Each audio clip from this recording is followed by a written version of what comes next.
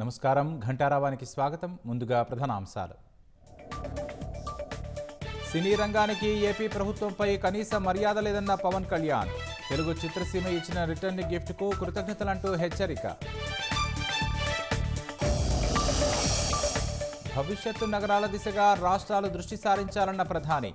ఆవిష్కరణలు సుస్థిరతకు చోదక శక్తిగా ఉండాలని సూచన. నేషనల్ హెరాల్డ్ కేసులో సీఎం రాజీనామా చేయాలన్న కేటీఆర్. రేవంత్ రెడ్డిపై నిరాధార ఆరోపణలు చేస్తున్నారని కాంగ్రెస్ మండిపాటు. పోలవరం నుంచి ఎత్తిపోతలు చేపట్టకుండా చూడాలని సర్కార్ విన్నపం.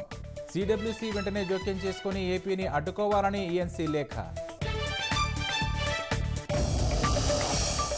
గిన్నీస్ వరల్డ్ రికార్డు సృష్టించిన ఎల్ఐసి. ఒకే రోజు 5,88,000 పాలసీలు విక్రయించిన బీమా సంస్థ.